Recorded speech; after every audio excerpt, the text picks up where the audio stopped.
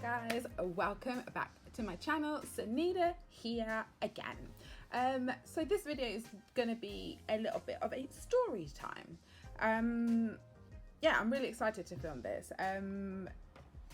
So 5 weeks ago I gave birth to my son, and before whilst I was pregnant, I watched a lot of labour and birth stories, and I found them really interesting.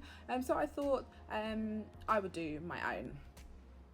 So I don't know if you know, I don't know if I've spoken about them a lot, but I have a son and a daughter. My daughter is 4 years old, going on 13, and then I also have my 5-week-old son. So yeah, where do I begin? Okay, let's begin at the beginning. So my daughter turned 4 and we decided that we were going to have another baby. We thought it was a good time. My daughter was going to school in September, so we could kind of tie it all in if it was possible. So we started trying, and it happened. And 1 month, first month of trying, we got pregnant. Very exciting. A little bit of worrisome things happened. I've done a separate video on that whilst actually it was happening, so I'll post that as well shortly. But yeah, so let's speed up. We're going into lockdown March. We went into lockdown here, and I was 6 months pregnant at the time, and quite frankly quite grateful that I no longer had to do a commute.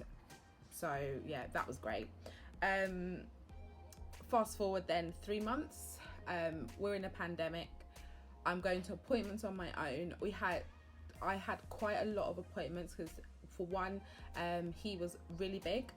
Well, I say really big. They said they predicted that he was going to be a big baby. I had a lot of amniotic fluid around him, so they were a little bit worried that he wasn't in, because what the baby's supposed to do is they're supposed to inhale the amniotic fluid and then pee it out again.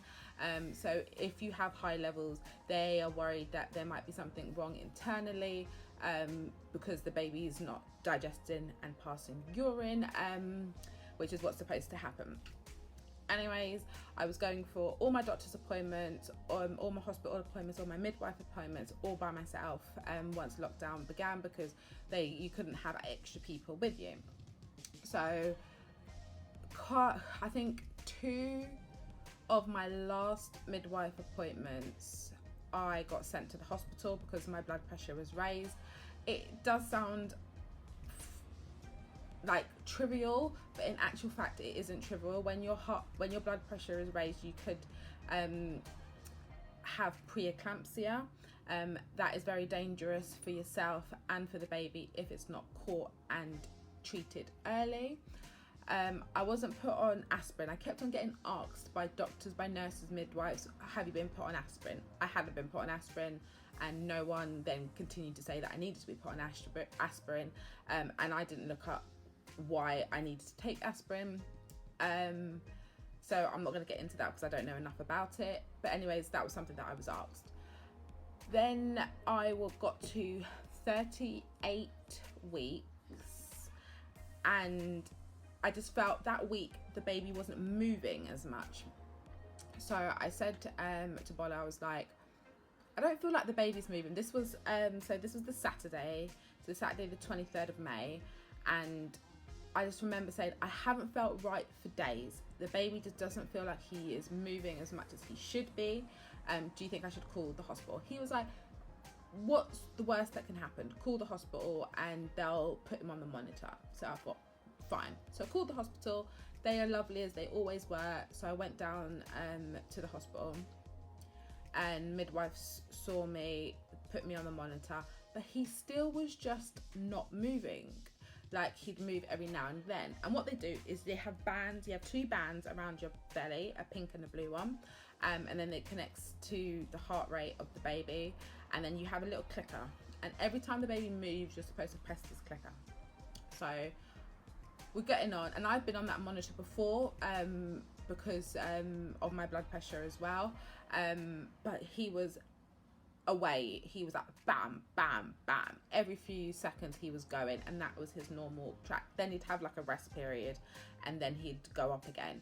But normally, if I'd eaten breakfast or anything, anytime I'd eaten food, he'd go crazy. So, and I'd eaten just before I'd gone. Sorry if you can hear that noise. He is just in his Moses basket behind me there, having a sleep. So I'm trying to film this quickly before he gets up. Yes, so I'm on the monitor and I'm clicking, and I just don't feel that he's moving as much. However, the two midwives that were looking after me, lovely ladies, they weren't worried.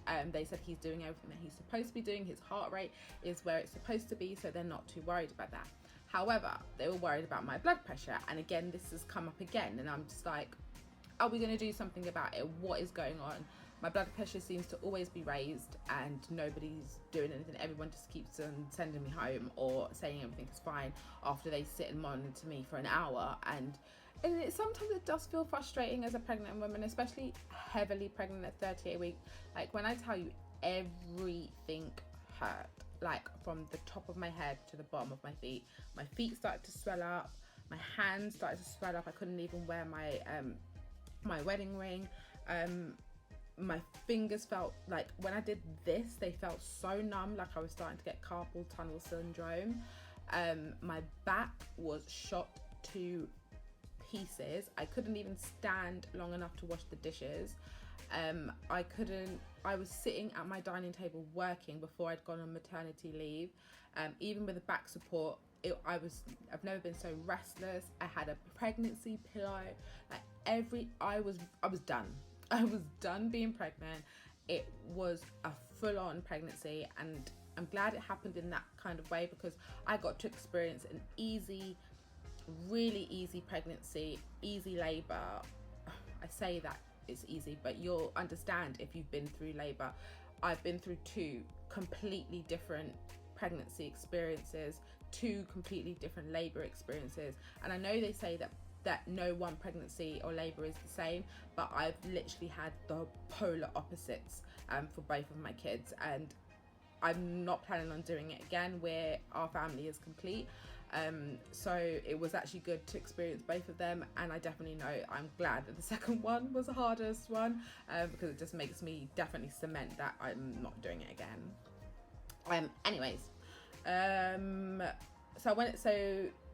The midwife said that they wanted the doctor to come and see me because my blood pressure was raised, and they had monitored me over an hour of my blood pressure. So I have gone in, unbeknownst to myself, I've gone in because of the baby, and now everything is because of me. The next steps happen. So it was about 4 o'clock, and I got seen by the doctor, and the doctor said, we're going to admit you. We think it's the baby needs to come now, basically. I was like, so what? He said your blood pressure is way too raised where it's supposed to be. So we want to keep you in so that we can monitor you. They gave me some medication. It hadn't brought it down still. So they were like, we need to like get your right dosage of medication. So that's fine. They was like, we're going to induce you tomorrow. So tomorrow would have been Sunday. So you're going to have to stay in the hospital tonight. Oh my God. So I've called Bola now, and I said to him, so they're admitting me, and we're now on FaceTime, and he's going around the house sorting out my last bits. Luckily, I'd already packed mine and his hospital bag. I'd already packed Nova's overnight bag for my mum's house. So everything, I was ready to go. Like, I'd been prepared. I'd had too many hospital appointments for me not to have been prepared. Everything was too unpredictable that was happening, that I needed something to keep myself in control, and that was one of those things.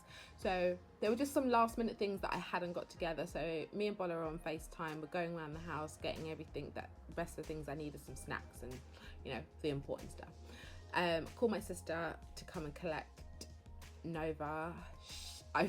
Funny conversation. I phoned her and I was like, so what you doing? And she was literally like, are you going into labour? Do you need me to come and get Nova? And she just knew straight away, and it was brilliant. She was in the car in seconds, and it's about an hour and a half, 2 hour drive over to my house. And yeah, she got there so quickly, picked up Nova, dropped her off at my mum's house, so I didn't have to worry about that in the slightest, which was lovely. So yeah, in the hospital, got admitted, sat there on one of their medicine balls, just like plodding along, on FaceTime to people, did house party with my family whilst I was there, had some food, and then tried to get to sleep. Couldn't sleep for the life of me. Finally got to sleep, and then they put this woman in the same little 4-bed room that you're in, and the snoring, oh my lord. After that, I couldn't sleep. I literally wanted to go over and suffocate her, because all I wanted to do was sleep. I knew that the next day I was being induced, and I didn't know how long it was going to take for the baby to come, but I knew I was going to be tired, and I needed to get that last minute sleep in. That didn't happen. So I was up at about 5 o'clock in the morning, just lying there. And then I just started feeling a headache coming on, and my head was just really, really pounding. It got to about, and I had this headache throughout the night, but because I thought of the woman snoring was distracting me, I didn't think anything of it. It got to about 7 a.m. and I was like, I can't take this headache anymore, it needs to go. So I called the nurse and told her, can I get some paracetamol? My head is pounding. Obviously they know that I'm there because of high blood pressure and preeclampsia. One of the signs is a headache. I don't know why I didn't clock before, but I didn't. So the nurse went and got the doctor. The doctor came and saw me, and then the doctor was just like, yeah, we're gonna need to induce you like now. That didn't happen. So they wanted to make sure that the baby was head down. So it took me for a quick scan. Baby was head down. Baby was pouting away. It was actually really funny. They showed me on the screen, and he'd done that on quite a few occasions, which was quite cute. He actually still does it now, which is hilarious. And I can actually I can just picture my scans again of him doing it, and now I see it in real life, him doing it. It's really cute. Anyways, did the scan. It took me back to the ward, and then they were like, so the first rounds come at 8 a.m. so the doctors will put everything together and hopefully you'll be induced ASAP. 11:45 arrived, and that is when I was induced, and it was a completely different experience to what I was thinking being induced was going to be. So I got given the pessary, and I automatically, don't know why, thought the pessary was a tampon, like a tampon shaping. It actually isn't. It's a flat piece of like thing, so it's like this big. The pessary is like this big, then it has like a tail, string end, like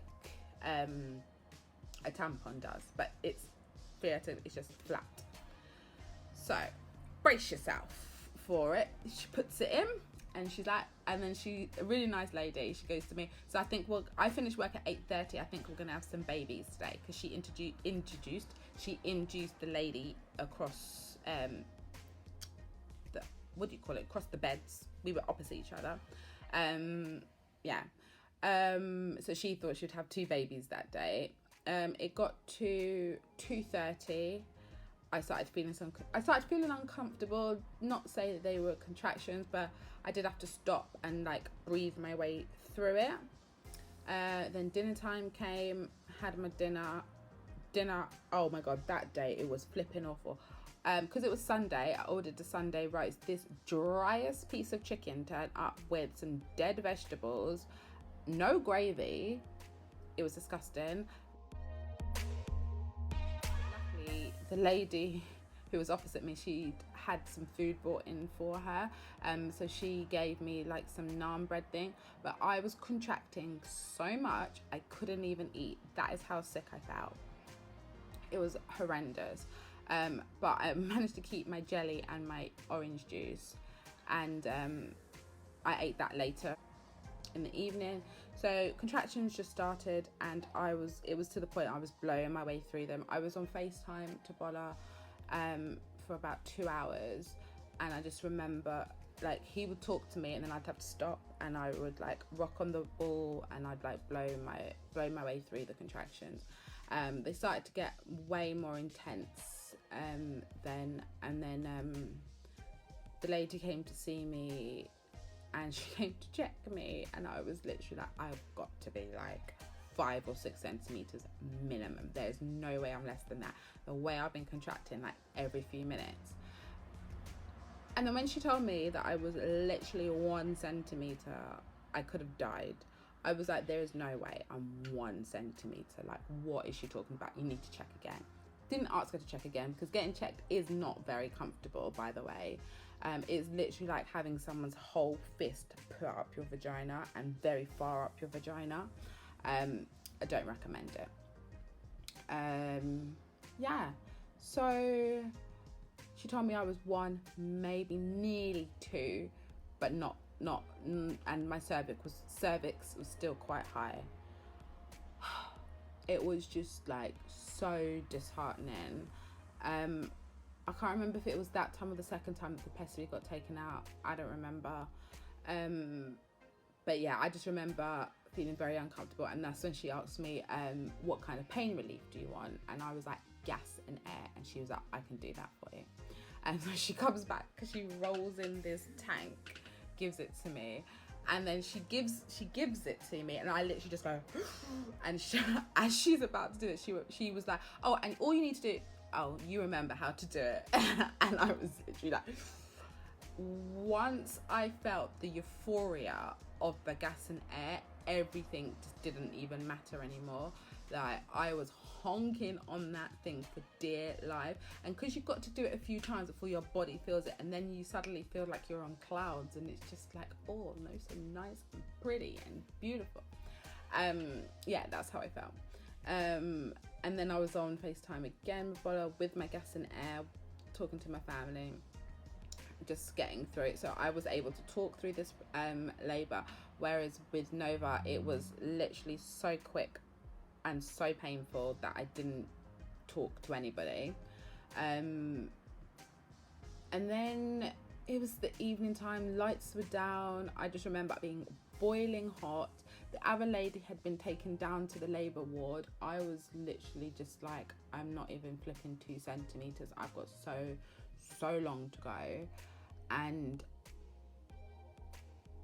if you have ever been pregnant, you'll know how much work you're putting into every single contraction. Like, the pain is bad. I had all the pain again in my back, none in my belly, as I thought it always would have been. I was prepared from Nova's birth that is just not how I labour. I labour all in my back, and it's probably why I have so much back pain when I'm pregnant as well, and not just because I carry heavy babies. Yes, so roll on, let's say this is about 11 o'clock. I am sat on the medicine ball with my gas and air, eating my jelly, drinking my orange juice. Suddenly I feel sick. So on every hospital bed you have them little wet pads. I'm guessing they're like, I don't know if they're puppy pads or whatever, they're there to catch bodily fluids. And I just remember feeling like I was going to be sick, grabbed one of these things, literally made it into like a little bowl, was sick in it, and I think it was the jelly and the orange juice, and coupled with the gas and air that happened. So I had to call the nurse, had to clean it all up, and I was in my labour outfit that I had laboured with Nova in, and I was determined to labour with the baby in as well, but that got sickle down it. So then now I'm in a bra top and shorts, and that was it. That was me comfy for the rest of the night. I got checked again at 2 in the morning, and that's when I was told that I am ready to go downstairs. So it means I'm in established labour, I'm 4 centimetres. First thing I asked, can Bolo come now? No. Because they need to check my blood pressure, they need to make sure everything is okay with me before they can, and they need to get me settled and everything. They told me to hold off. Okay, fine, whatever. I'm still not happy about this. Still have to be transferred down to labour ward in my bra and my shorts. So luckily I packed a dressing gown, so they got that out, packed that for me. They put that around me, put me on the wheelchair, and obviously you can't have gas and air whilst you're transferring from one to the next. So now I'm dealing with the contractions on my own, and I don't have that also euphoric state of mind that I had with my gas and air. Anyways, whatever, we get down to the labour ward. I'm just on my side. I just remember being on my side, lying on this bed, like really just need some pain relief. And the doctor comes in and goes, well done, Sunita, you are in the right place now. We've got all the drugs that you want here. And I turn around and go, can I call Bola? Can he come now? And funny enough, I'd seen on my phone a text message from him at 2:30 saying he's going to bed, call me if anything happens. But obviously I didn't see that because I was in the process of being checked and brought down to labour ward. So bless him, he's going to sleep, and actually everything is all now just ramping up, and he'd been waiting for all of that to happen. So I called him, I think about 3:30, because I remember it was daylight as he got to the room. We live literally 5-10 minutes, not even 10 minutes from the hospital, so he was going to be there quickly no matter how quick I called them. I got my gas and air, he arrives, and then the midwife is like, you are contracting too much. I was so basically you're supposed to contract 3 in every 10 minutes. I was contracting 6 or 7. I was contracting back to back, and every time I contracted it pushed my blood pressure up a little bit more, so they were concerned about that. So they were like, we would like to give you an epidural. I was like, I'm tired, I've been doing this since 2:30, and this afternoon I'm done. Right, so I'd been labouring for over 12 hours, not in established labour, but labouring.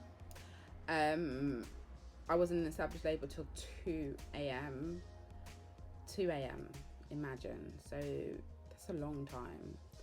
That's 12 hours. Well, we could say 11 and a half if you want to be so precise, of just labour and contractions that many times.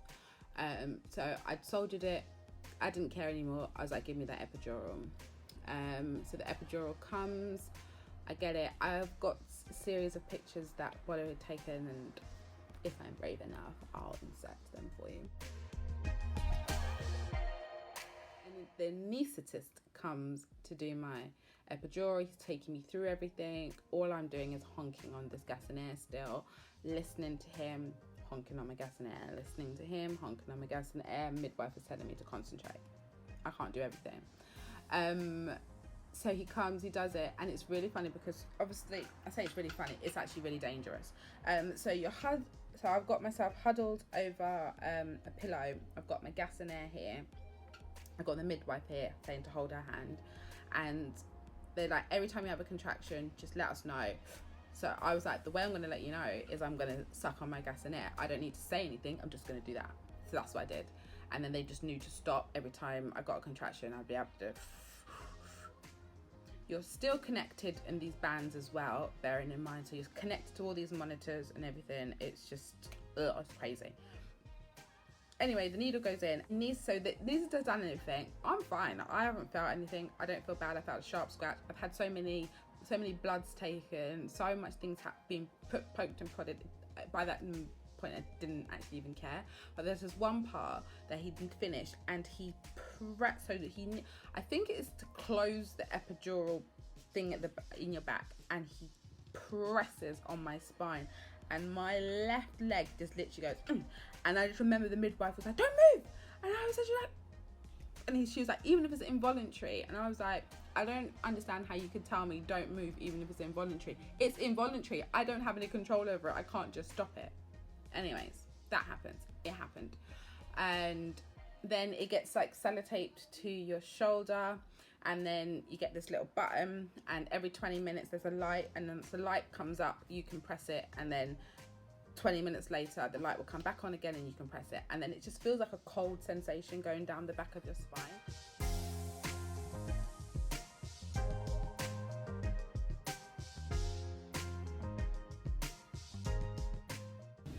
Hello.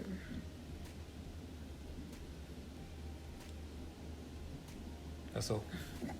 So, when I tell you, when it starts to all you got to have a catheter. as well, because obviously the bottom half of you is then numb. You can't feel when you need to go to the toilet, so you get a catheter put in as well, and that just takes your pee. Yeah, but when I tell you the feeling, so I described gas and air as euphoric, where I can't even tell you what the epidural is. This is out of this world. When you're in all that pain and then all of a sudden that pain, it doesn't exist anymore. I could have a conversation. I actually spoke to the midwives, spoke to Bola, drank some drinks.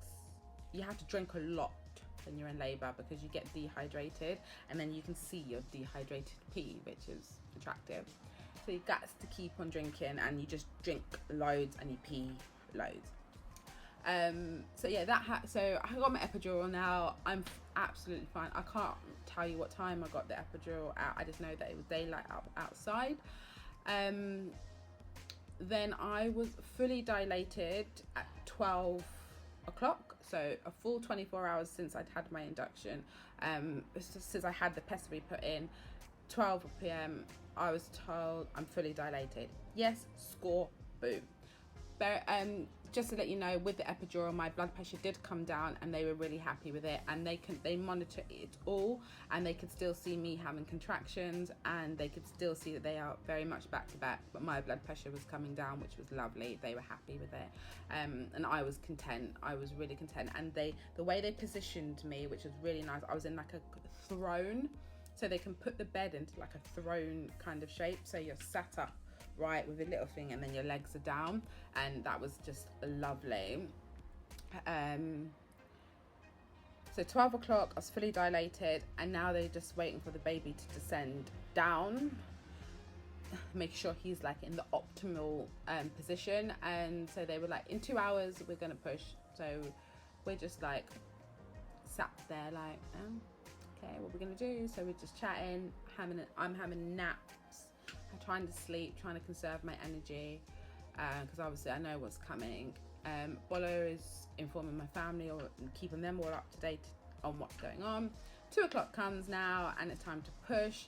And by that time, once I was fully dilated, we stopped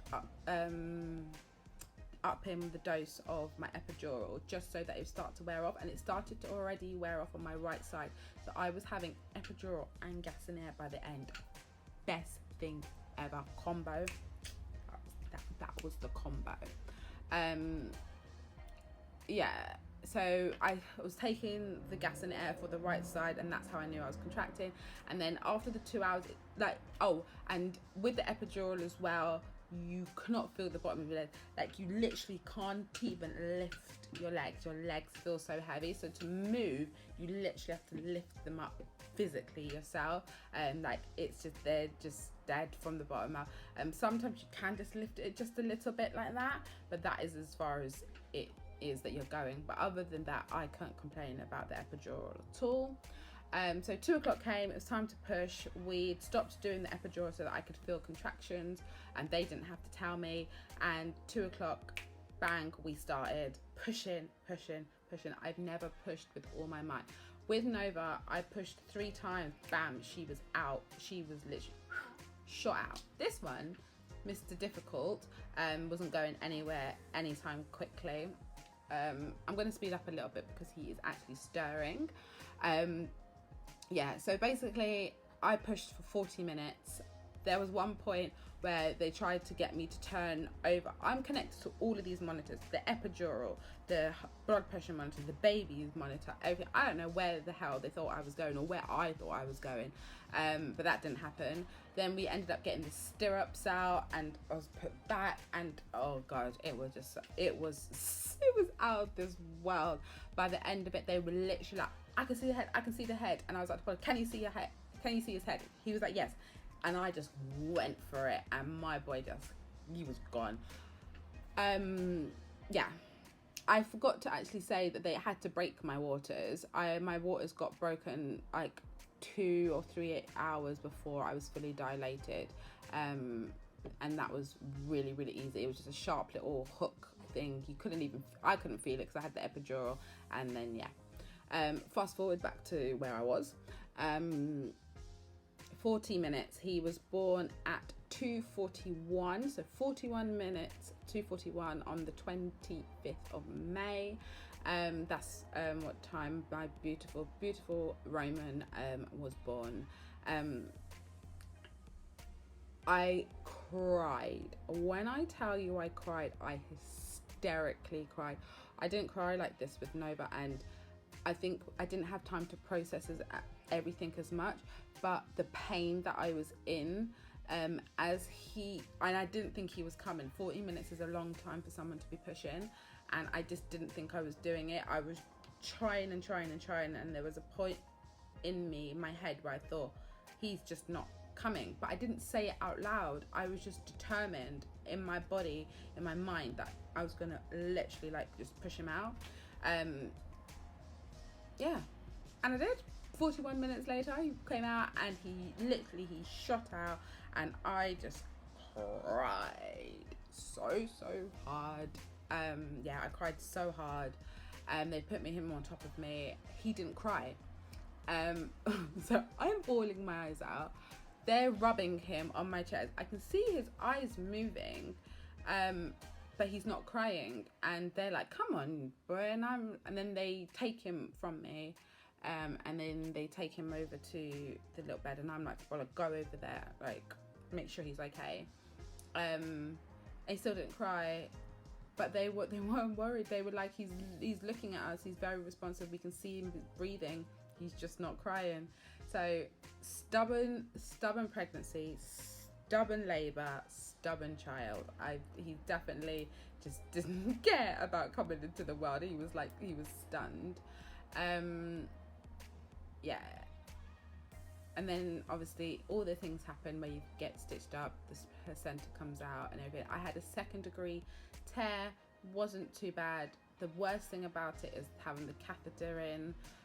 Once your epidural starts to wear off, you still have the catheter in